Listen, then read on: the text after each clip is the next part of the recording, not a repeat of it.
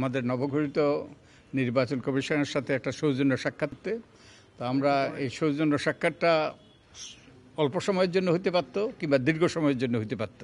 তো এটা দীর্ঘ সময়ের জন্য হয়েছে, তার মানেই বুঝছেন তো আমরা অনেক বিষয় আলোচনা করেছি। এমন বিষয় নাই যে বিষয় আলোচনা হয় নাই। মত বিনিময় হয়েছে মূলত। ওনারা প্রশ্ন করেছেন, আমরা উত্তর দিয়েছি, আমরা প্রশ্ন করেছেন, ওনারা উত্তর দিয়েছেন।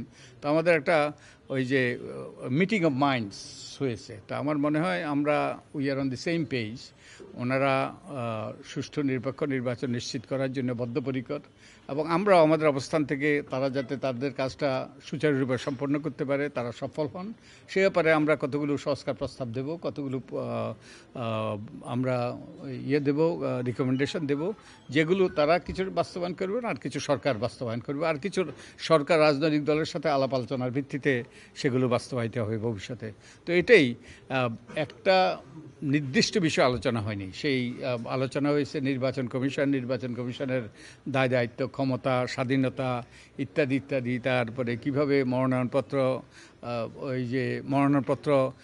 করার ব্যাপারে, চূড়ান্ত করার ব্যাপারে সিদ্ধান্ত কার হওয়া উচিত, তারপরে আদালতের কি ভূমিকা থাকবে এখানে, হলফনামা, তারপরে না ভোট, সীমানা পুনর্নির্ধারণ, পোস্টাল ব্যালট, প্রবাসী ব্যালট, তারপরে ওই যে ভোটার তালিকা ইত্যাদি। ওই যতটুকু নির্বাচনী অপরাধ, যতগুলো বিষয় নির্বাচন সংক্রান্ত, এনআইডি, তারপরে অনুপস্থিত ভোটার, এগুলো সবগুলো বিষয় আমাদের আলোচনা হয়েছে, মত বিনিময়।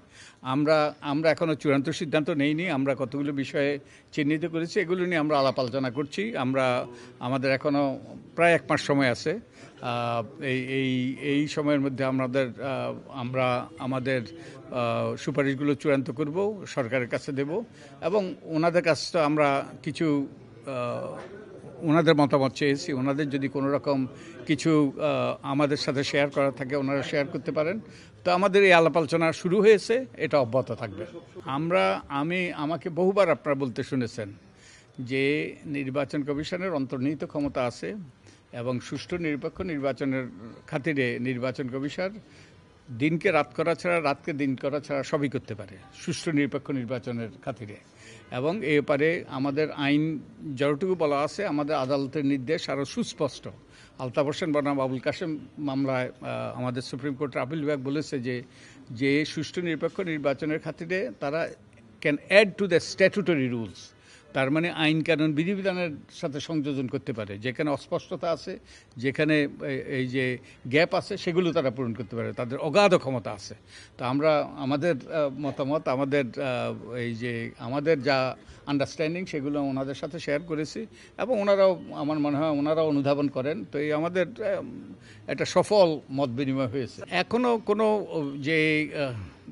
ওনারা আনুষ্ঠানিকভাবে কোনো প্রস্তাব দেন নাই, কিন্তু আমাদের এই যে মত বিনিময়ের মাধ্যমে অনেক কিছু উঠে এসছে, এবং মনে হলো যে আমরা we are on the same page. আমরা একই, ওই যে আমাদের খুব একটা মত পার্থক্য নাই। ইনফ্যাক্ট কিছু